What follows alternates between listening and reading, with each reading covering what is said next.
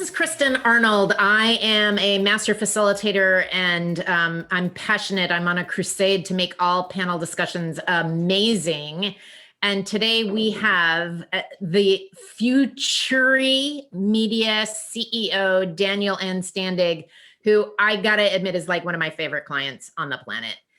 So Daniel, thank you for joining us because we started working together when you were faced with a panel that was pretty important to you. So tell me a little bit about your experience moderating panels and this particular panel. Well, I had moderated, probably a dozen panels prior to this particular panel where we met. And I've spoken at a number of different trade shows and conferences. And, we've all been on panels or moderated panels that are planning disasters. You have people who send out an email beforehand that's like, hey, let's get together 10 minutes before we're going to be on stage. And then you can tell that the panelists are not prepared. You have to suffer through 45 minutes of their kind of ad lib notes that they've written on a hotel room notepad a few minutes before they came to the show. And very rarely is there any value in that. So I've always really prided myself on proper prior preparation for all of the panels that I've worked on. Say that fast 5 times. Exactly. Prior preparation for panels. Proper preparation for panels, yes. But this one in particular was a really high stakes one because I was moderating a panel, the opening keynote panel for Worldwide Radio Summit. And our company has a substantial number of broadcast radio clients around the world. So we had the director of programming from BBC, we had the president of iHeartRadio, the president of programming for Cox Media Group, one of the world's most respected media research executives on the panel. And I wanted to make sure that we just hit an absolute home run going into this session. So that's how I met Kristin. I started to look for expertise in panel moderation, which, as you can imagine, is a very specific topic for executives who are used to facilitating and managing these types of opportunities at trade shows. And the experience in preparing for this panel was different. And the process that we went through was different. And I think because of that, not only was the panel a huge success, and we had great feedback from the audience immediately, which is always fun and gratifying, but we actually saw that the panelists who were involved that day went off and used the same type of format when they went to other panels, which, God bless them, I think is great. And it spoke to just how, first of all, accessible the processes that we used, but also how they could really tell the difference between the preparation and the way that we approach the panel versus, the winging it approach that so many people use. Okay, so you did the Daniel Anstandig thing, prior preparation. So what was your process that you used to prepare for this panel? Well, first, we went through each panelist's profile and we really got a sense of the unique perspective that they were going to bring to this panel. And why were they on the panel in the first place? Why did we want them there? What did we want the audience to know about them? And then we also focused in on why they belong there together, not just their individual merits, but why did we all want them on one stage? And I think a lot of panel moderators and a lot of, trade show, conference, meeting facilitators really miss this because you're not just cramming people on a stage so that you can go round robin, and get each of their perspectives. You're putting them in a place together so that there's interplay and there's discussion and you kind of want a little bit of contrast. And I think that's, one thing that we really, were very specific about as we went through the planning process. The other thing that we thought about is segmenting the panel. So we didn't go into the experience with, 5 questions, 10 questions, and, then kind of left it at that. We had video prepared.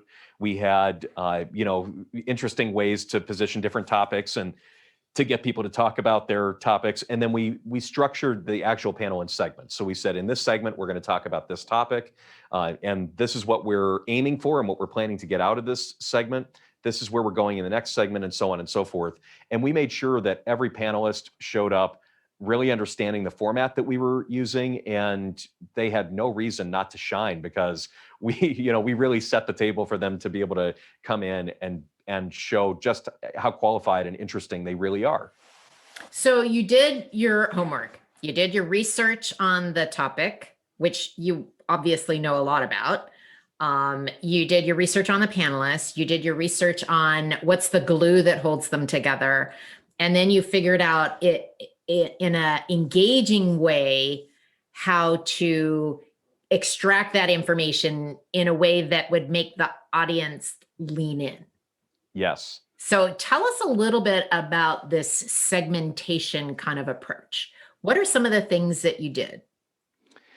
Well, the first thing that we did is we set up context for the entire panel. So before we got into individual segments, we set kind of a meta topic, and that was exploring how Generation Z sees radio and how Generation Z is interacting with brands and radio stations in the future.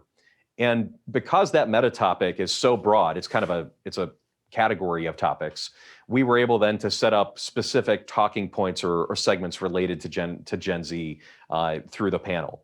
We also, because we had a partnership, we still have a partnership with the University of Florida College of Journalism and Communications, we had focus group video of various Gen Z listeners talking about their perceptions of radio and talking about what they liked and didn't like, which was really cool because we could start each segment with basically video on demand of actual listeners talking about their perceptions of radio, their tastes. And it was a one-way mirror into how they were thinking about the brands represented on stage. And then you can imagine how entertaining that is when you go right from what somebody in the Gen Z age group says and what they think about radio, right to an executive who's very celebrated in the radio space to respond to that and to talk about what we're doing as an industry about it. So we set up individual topics that were kind of bookended by these videos. And then we also used other interesting ways to keep the audience's attention. As an example, in one segment, we said, okay, we have whiteboards, little personal whiteboards here. We want you to write down on the whiteboard one word that comes to mind when you think about Gen Z. And then everybody wrote down their, one word, and one by one, nice little showbiz tactic, we flip the board and we talk about why they chose that word. Creates a sense of anticipation. It's fun for the audience to watch. It's not just more blah, blah, blah, keynote panel. We also did something in another segment where we asked the panelists to agree or disagree with a statement, and we gave them a red or green paddle to hold up. So we would make a statement, and then if they agreed, they'd hold up the green paddle. And if they disagreed, they'd hold up the red paddle. And this was very entertaining because we mixed up the statements. Some were industry related, some were related to the conference, some were just, fun personal questions. But it again gave that kind of extra lean into the audience to say, I have to pay attention to what's going on stage. I can't sit here in the dark doing my email, while they're working up on stage. I have to look up there and engage. And those types of tactics, when we talk about them in this interview or in this video chat, it sounds simple. It does take prep, but the ROI on something like that is huge because it really does engage the audience. And you can, if you can get creative about the way that you're kind of keeping your panelists involved in the conversation over the hour or hour and a half conversation, that's a huge win. Well, the other thing that strikes me as you're talking about these techniques is not only are you asking the panelists to write their word on a board or to raise a paddle, the audience is probably already they're asking themselves, what word would I write? Which paddle would I raise? So it engages an audience. And now this audience was how big? We had about 1,000 people in the room. 1,000 people. So, you can't engage 1,000 people all the time, but you can engage them mentally. And I love the fact that you were, kind of putting segments together that would ask them to do something either physically or mentally themselves. So, yes. And we write about these in the case study of a video and poll mashup, because what you did is you took a bunch of different ideas to engage the audience and you mashed them up. You put them together and created kind of this flow. So I want to talk about the flow for a second, because you can't just throw segments together and expect it to work. So if we started with the objective, which was millennials and radio. Was that kind of like the title of it? How Gen Z sees radio and how we can How, set ourselves up for success with the next generation. okay, so that's pretty broad.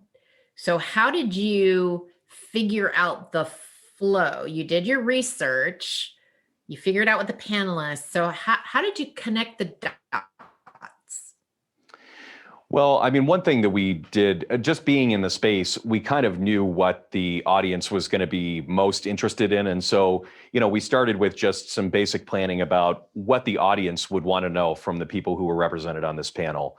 But then we also looked at the agenda to see what wasn't represented in the rest of the agenda.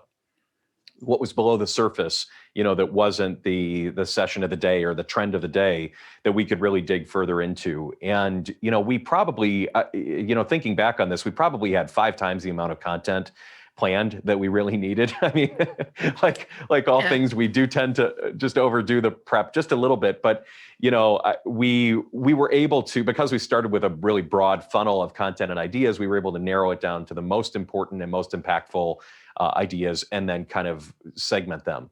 Some of it also came, just to the top of the list or went to the bottom of the list based on the preparation that we did with panelists. When we spoke with panelists, we went in with an agenda. We did not say, what do you want to talk about? We said, here are the things that we think the audience is going to care about and how we want to structure this and what we want to talk about. What are your thoughts? And that gave them something to react to so that they weren't just reaching for the most convenient answer. They're busy executives. They don't have time to, do a ton of extra work for the conference. So going to executives with ideas to start with and then giving them something to react to, so much better than walking in and saying, so what do you think we should talk about on this panel? They don't have time for that.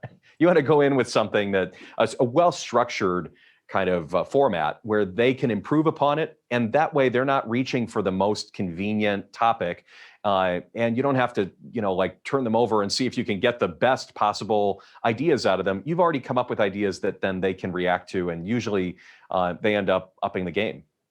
Well, I love the idea that you're actually putting the audience first.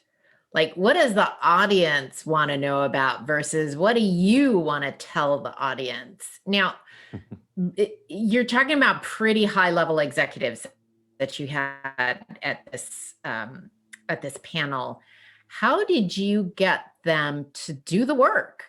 Like, they had to actually think about and respond to you. How did you do that? A huge part of that was going to them with structured, guided questions and asks. So, when we talked about preparing for the session, we had really specific things that we were trying to accomplish or that we wanted to cover. And we weren't just asking them to, bring anything off the top of their mind.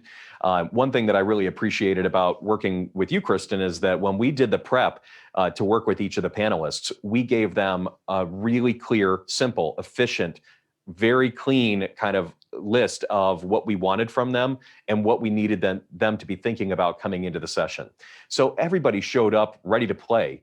And I mean, it's been amazing to go to other conferences and see, other keynote sessions over the years and then have this experience myself preparing in this different way. I could never go back to the way that I did it before because now I see that the amount of investment it does have a huge return. So I encourage anybody, whether you're hosting a meeting like this for a conference or whether you are putting together an intercompany event, maybe you're interviewing your management team in front of your broader employees.